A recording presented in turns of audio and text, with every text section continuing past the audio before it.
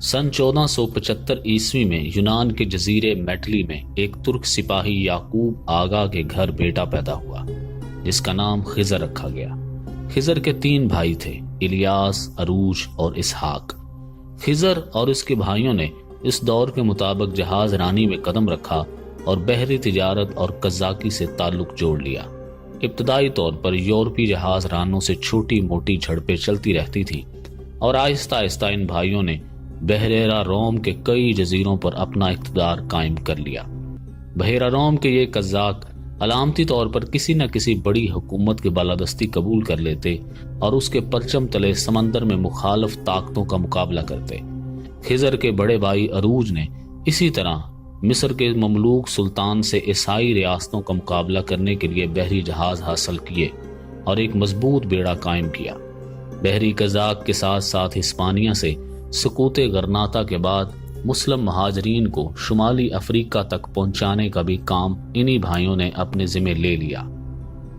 عروج نے مسلم مہاجرین کے کئی جہاز ہسپانیہ سے شمالی افریقہ کے ساحل تک پہنچائے۔ اسی وجہ سے اسے بڑی شہرت حاصل ہو گئی اور اس کا نام احتراماً بابا عروج باربروسا پڑ گیا۔ باربروسا کے معنی ہیں سرخ داڑھی والا۔ خضر اور بابا عروج دونوں کی داڑھی سرخ تھی، اسی وجہ سے دونوں بھائیوں کا نام باربروسا پڑ گیا۔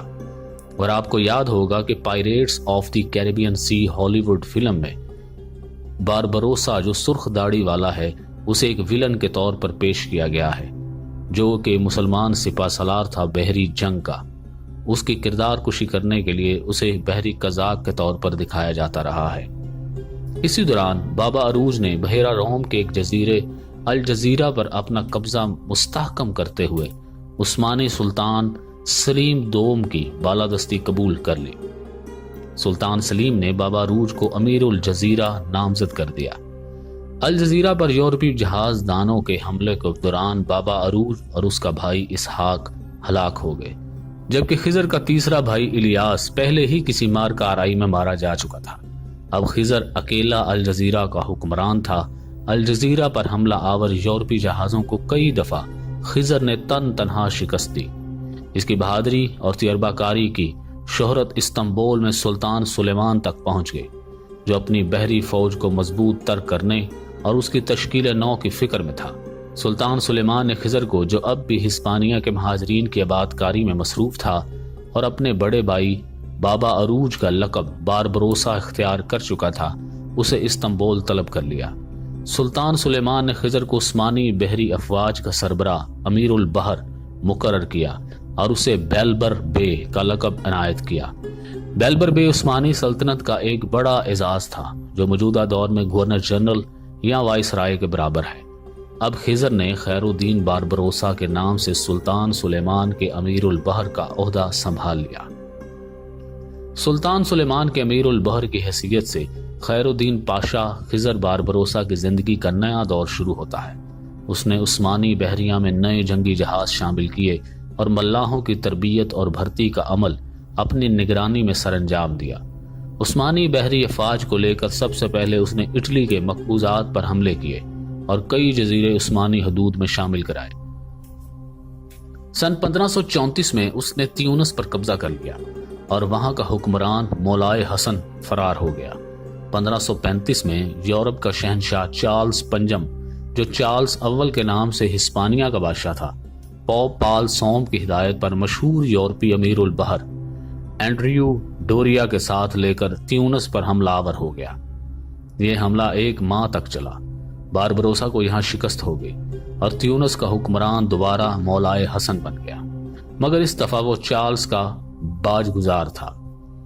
تیونس کی شکست کے بعد خیر الدین باربروسا نے عثمانی بحریہ کو مزید طاقتور کیا اور جدید جہازوں کے ساتھ وینس کے جزائر پر حملہ آور ہو گیا۔ یہاں زبردست کامیابی اس کا مقدر بنی اور وینس کی حکومت، جو سلطنت عثمانیہ کے لیے مستقل درد سر بنی رہتی تھی، اپنی اکثر مقبوضات گنوا بیٹھی۔ بطور عثمانی امیر البحر جنگ پریویزا خیر الدین باربروسا کا ایک عظیم کارنامہ ہے۔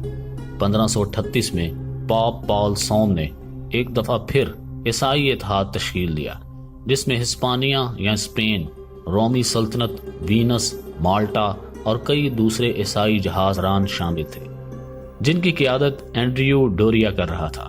عثمانی مقبوضات پر حملہ آور ہو گیا۔ اس مشترکہ یورپی افواج کا خیر الدین پاشا باربروسا کی قیادت میں عثمانی افواج نے ڈٹ کر مقابلہ کیا اور عیسائی افواج کو عبرتناک شکست سے دوچار کیا۔ جنگ پریویزا عثمانی فتوحات میں نمایاں حیثیت رکھتی ہے اور تاریخ میں ایک عظیم الشان باب بھی، اور اس کے بعد سلیمان عالی شان ایک عظیم حکمران کے طور پر سامنے آیا جس کی بالادستی بحیرہ روم میں مکمل طور پر قائم ہو گئی تھی۔ جنگ پریویزا خیر الدین باربروسا کے سنہری کارناموں میں سے ایک شمار کی جاتی ہے۔ جنگ پریویزا کے بعد باربروسا نے وینس کے مزید علاقوں کا رخ کیا۔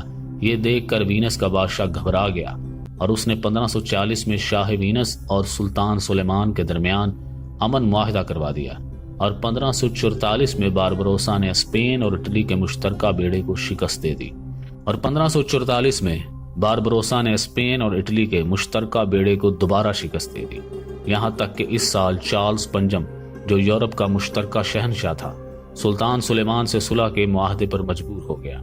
دراصل یورپی طاقتوں نے سلطنت عثمانیہ کا مقابلہ کرنے کے لیے ایک علامتی شہنشاہیت تشکیل دی تھی جس کا سربراہ یورپ کا علامتی شہنشاہ تصور کیا جاتا تھا، اور اس کا انتخاب ایک کونسل کرتی تھی۔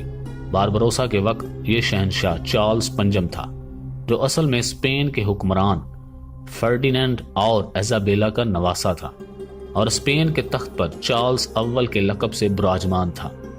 اس طرح چارلز پنجم کا سلطان سلیمان سے امن معاہدے پر مجبور ہو جانا سلطان سلیمان کو دیگر عثمانی سلاطین سے نمایاں مقام عطا کرتا ہے، اور اسی وجہ سے سلطان سلیمان کو سلیمان عالی شان یا سلیمان دی میگنیفیسنٹ کے نام سے جانا جاتا ہے۔ اس مقام کو حاصل کرنے میں سلطان کے امیر البحر خیر الدین پاشا باربروسا کا بھی اہم کردار ہے۔ سقوط غرناطہ کے بعد اسپین کے مسلمانوں کا دردناک انداز سے انخلا ایک المناک داستان ہے۔ اس انخلا میں باربروسا نے براہ راست حصہ لیا تھا اور اپنے جہازوں میں مہاجرین کی المناک داستانیں سنی تھی۔ اس بات پر وہ دل گرفتہ تھا اور طاقت حاصل ہونے کے بعد اس نے اسپین پر دوبارہ قبضہ کرنے اور اسے دوبارہ اسلامی سلطنت کا حصہ بنانے کا منصوبہ بنایا۔ یہ بات بہت کم لوگ جانتے ہیں کہ طارق بن زیاد کے 800 سال اور سقوط غرناطہ کے 50 سال بعد دوبارہ مسلمانوں کی فوج جبل طارق یا جبرالٹر کے ساحل پر اتری تھی اور اسپین پر حملہ آور بھی ہوئی تھی، مگر اسپین پر یہ حملہ ناکام ہوا۔ 1544 میں مشترکہ یورپی افواج کو شکست دینے اور جبل طارق پر ناکام حملے کے بعد خیر الدین پاشا باربروسا بطور امیر البحر سبکدوش ہو گیا۔ اس سے پہلے وہ اپنے کئی شاگردوں کو عثمانی بحریہ کے لیے تیار کر چکا تھا، جن میں سر فہرست اس کا نائب حسن آغا تھا جو اس کے بعد امیر البحر نامزد ہوا۔ حسن آغا کے علاوہ باربروسا کے نمایاں شاگردوں میں سدی علی رئیس، پیری رئیس اور پیالے پاشا شامل ہیں۔ مختصر یہ کہ باربروسا اپنے پیچھے شاگردوں کی ایک طویل فہرست چھوڑ گیا اور ایک ایسی بحریہ قائم کر کے گیا جس کے باعث صدیوں تک عثمانی جھنڈا بحیرہ روم کے پانیوں میں لہراتا رہا۔ 1546 میں باربروسا کا انتقال استنبول میں ہوا اور آبنائے باسفورس کے کنارے اس کا مقبرہ قائم کیا گیا۔ آج بھی ترک بحریہ کا ہر جہاز آبنائے باسفورس سے گزرتے وقت امیر البحر خیر الدین پاشا باربروسا کے مزار کی طرف سلامی دیتا ہوا گزرتا ہے۔